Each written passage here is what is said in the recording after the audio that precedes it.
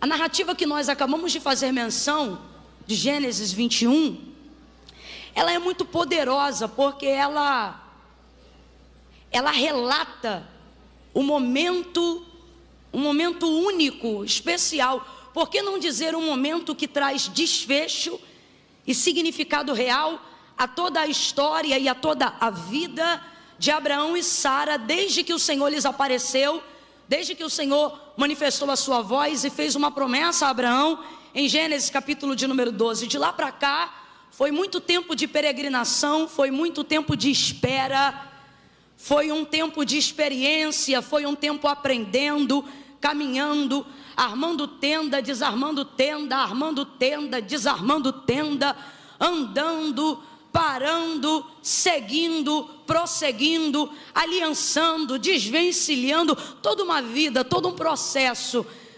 Desde que você recebe a promessa, junto com a promessa, você também entra num processo, até que se cumpra tudo aquilo que o Senhor lhe prometeu. Então, de Gênesis 12 até o relato que nós acabamos de fazer menção, em Gênesis 21, é como se fosse a coroação de tudo aquilo que Abraão vem peregrinando, e tudo aquilo que ele e Sara viveram até esse dia, o dia em que o Senhor traz o cumprimento de tudo aquilo que havia dito, o tempo em que eles estão prontos para receberem, e não somente receberem, mas também celebrarem ao Senhor, por todo o bem do Senhor durante esse processo, por todo o aprendizado, por toda a experiência, mas agora por toda a coroação desse processo. Isaac, o filho da promessa, o Senhor cumpriu. Abraão já tinha 100 anos, mas o Senhor cumpriu. Sara já era uma senhorinha, bem senhorinha, mas o Senhor cumpriu. O Deus que disse que daria um filho, deu o filho. O Deus que deu o filho, lhe deu a garantia da amamentação, lhe deu a garantia do leite. É interessante porque no bojo de tudo aquilo que Deus prometeu, falou o tempo todo sobre gerar, falou o tempo todo sobre multidão, falou o tempo todo sobre filho, falou o tempo todo sobre descendência, mas não falou sobre a sustentabilidade da promessa, não falou sobre o leite. Mas Sara agora, no dia em que Isaac está sendo desmamado, Abraão está tão feliz, que está oferecendo um banquete, uma festa. Diga comigo, uma festa. É um dia de celebração ao Senhor, pela fidelidade de Deus, pelo cumprimento de uma promessa que foi tão esperada e consequentemente tão desejada. Sara está feliz porque deu à luz a Isaac, e ela diz: e Abraão, quem diria que Sara teria um filho nessa idade? Quem diria que você seria pai nessa idade? Quem diria que o Senhor traria renovo para os nossos dias nesse tempo da vida? Quem diria que haveria novidade no fim? E Abraão, Sara está muito feliz, eu estou parafraseando tudo o que significa o que Sara está dizendo. Sara está dizendo: ei Abraão, quem diria que o ventre dessa senhora seria fecundo, seria fértil, seria produtivo como de uma menina nos seus melhores dias? Quem diria que Sara geraria um filho tão saudável? Quem diria que Sara geraria um filho tão forte? Quem diria que esse ventre seria alimentado pelo próprio céu para gerar a promessa e o cumprimento daquilo que Deus falou? Aí o texto diz assim: e disse mais. E é esse mais aqui que, dentre tantas coisas, também nos chama a atenção logo no início da narrativa que nós acabamos de ler. E disse mais. O que é esse mais? São coisas que Deus não falou literalmente, mas fez, porque estavam no bojo da promessa. E disse mais. Dá uma olhada para quem está ao teu lado e diga: vem mais aí. Se eu te disser que Deus vai fazer tudo o que te prometeu, e ainda vai te surpreender com coisas que não deu tempo de falar, mas vai fazer, porque fazem parte da dinâmica do milagre, fazem parte de todo o processo do cumprimento da promessa. Sara está tão feliz em tê-lo amamentado. Sara está feliz em celebrar uma festa pelo tempo do desmamamento. Significa que ele mamou e que ela teve leite suficiente durante todo o processo e todo o período do qual Isaac precisava ser amamentado. Todo mundo sabe aqui que o processo de amamentação, apesar de ser doloroso, depois que ele passa do processo doloroso, pelo menos para a maioria das mulheres, ele se torna muito satisfatório. Satisfatório. Não apenas para a mãe, mas principalmente para a criança. Principalmente para a criança. O salmista chega a falar sobre isso. Ele fala que muitas vezes, diante de Deus, ele se sentiu descansado, relaxado, como uma criança depois do momento da amamentação. Como uma criança que reclina sobre o seio da sua mãe, satisfeito, de barriga cheia. Então, é muito prazeroso para a criança e depois desse processo também para a mãe, que percebe que pode satisfazer. Fora isso, todas as propriedades benéficas no leite materno. Ele é tão poderoso que há quem tire de si para dar para outros. Hoje em dia, alguns hospitais trabalham com banco de leite, a fim de que as crianças recebam todos os nutrientes que só podem vir da maternidade, né? De uma mãe que gerou leite. Agora, Sara sabe que vai viver o cumprimento de uma promessa e celebra pelo filho, mas eu vejo ela celebrando pelo leite. E só quem já viveu parte ou todo o cumprimento da promessa entende por que Sara está celebrando pelo leite. Porque depois que Deus começa a cumprir tudo que te falou e você passa por todo o processo e começa a viver a sua vida para ver o cumprimento de tudo que Deus te falou, dá um medinho quando Deus cumpre tudo. Dá um medinho.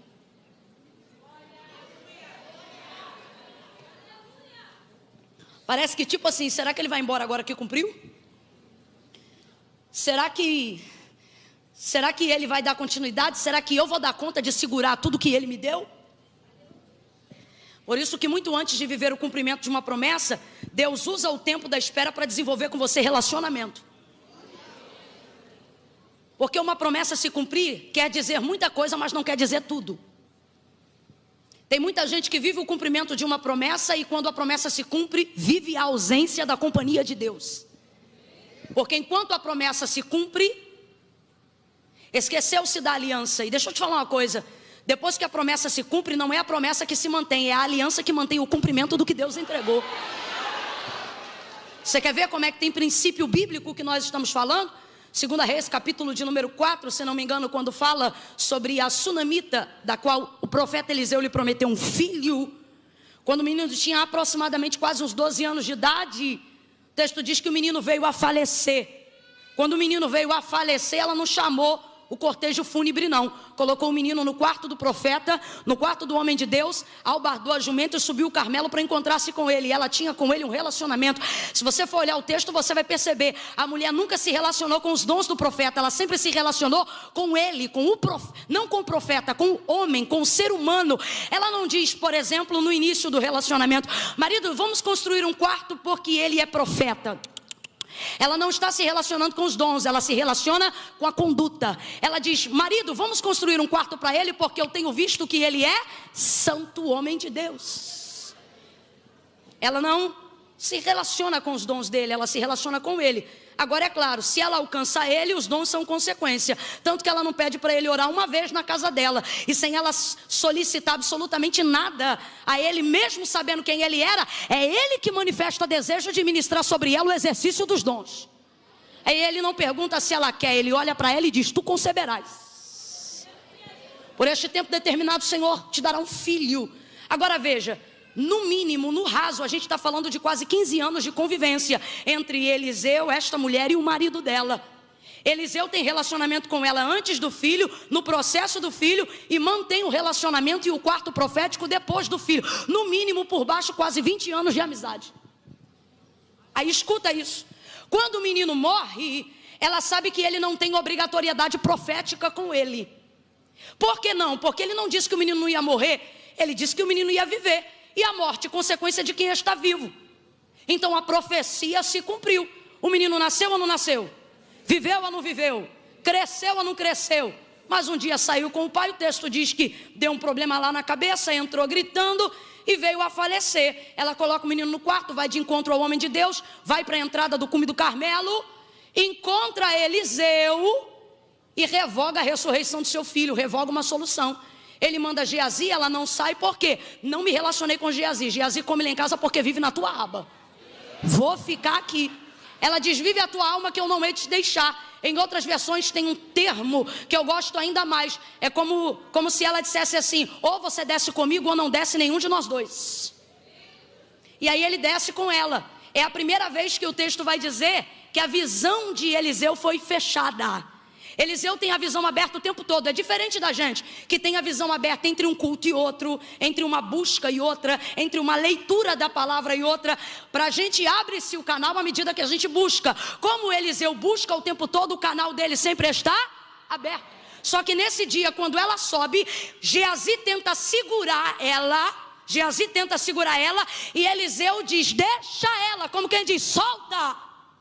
Por dois motivos. Primeiro, porque ela não é todo mundo. E ele responde o segundo: solta ela. Por quê? Eu vou ter que saber dela, qual é a necessidade dela e por que ela veio atrás de mim. Porque o Senhor me encobriu.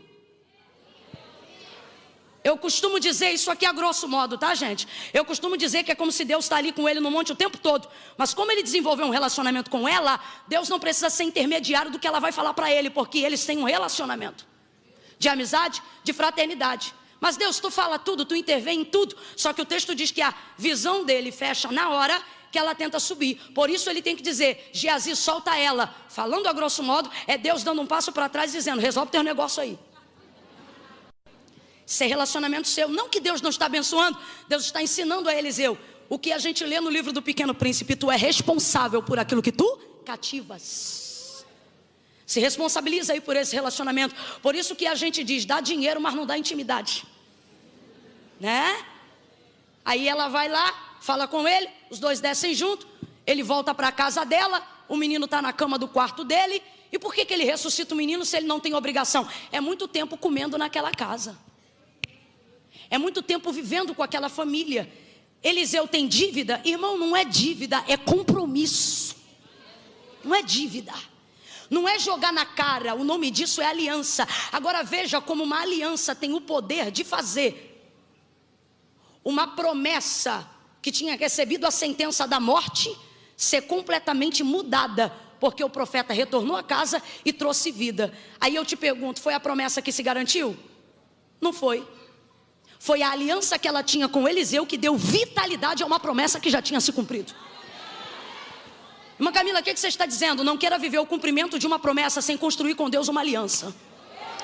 Não queira viver de Deus o cumprimento do que Ele falou sem compreender primeiro quem Ele é e por que Ele está te fazendo esperar durante esse processo.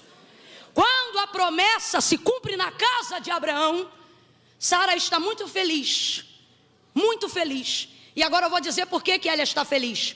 Porque Deus falou do filho, mas nunca enunciou o leite. E você diz: irmã Camila, mas não é praticamente consequência? Quem tem filho tem leite? Quem te disse? Tem mães aqui que partilham do que eu estou dizendo. Tiveram o filho, mas não tiveram o... Isso é relativo. Sobretudo na vida de uma mulher que está recebendo um milagre no ventre. No ventre. Só que ela está feliz, andando pela casa de um lado para o outro, dizendo: ah, Abraão, o texto diz, e disse mais. O mais aqui não é só para a gente saber, o mais aqui também revela a perspectiva, a expectativa e a reação de Sara diante de ter podido ter o prazer de ter amamentado Isaac. Eu, por exemplo, sou de um tempo em que a gente chamava mãe de leite ou irmão de leite. Era quando uma vizinha, uma amiga, uma prima gerava no mesmo período que você, mas uma dava leite e a outra não dava. Aí ela cronometrava o horário que você ia dar de mamar para poder levar o filho dela, e ele também tem condições de absorver os nutrientes do seu leite. Quando a gente crescia, olhava para o irmão e fazia gosto em dizer: é meu irmão de leite, né? Era um jeito. Isso era muito comum naquele período. Isso era muito comum entre os hebreus. Agora olha o que Sara está dizendo. Disse mais. Quem diria, Abraão? Quem diria? Como é que a gente usa esse termo? Quem diria? É quando a gente está falando de uma projeção maior do que a nossa expectativa. Abraão, quem diria que Sara te daria um filho? E disse mais. Quem diria, Abraão, que Sara o amamentaria? Mas Camila, não entendi. Agora você vai entender. Ela está dizendo: Abraão, eu estou muito feliz, porque o Deus que deu o filho também deu o leite. Aí você diz assim: o que tem a ver? Entenda isso de maneira profunda. Deus não vai te colocar num ambiente de cumprimento de promessa sem dar a você condições de dar manutenção. Não. Olhe para quem está ao seu lado e libere essa palavra de ordem. Diga para essa pessoa: o Deus que dá o filho está fraco. Diga: o Deus que dá o filho também envia o leite. Mas Camila, eu não entendi. Olha isso: o leite materno que Sara gera, o leite que Sara vai gerar para alimentar Isaac, é Deus dizendo: depois que eu cumprir a promessa, eu não vou te dar tchau não.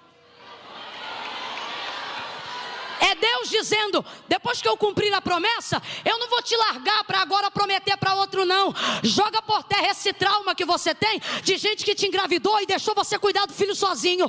Deus te trouxe hoje aqui para dizer: eu não sou como aquele canalha, eu não sou como aquele cafajeste, eu não sou como aquele ou como aquela que faz e vai embora. Deus está dizendo: quando eu te inserir no cumprimento de uma responsabilidade, eu vou te dar condições de administrar, de manter e de sustentar aquilo que eu confiei no teu ventre, aquilo que eu confiei na tua história. Pega na mão de quem está do teu lado, que eu já estou sentindo graça de Deus para profetizar. Sacode ela, não deixa ela usar cadeira para descansar não.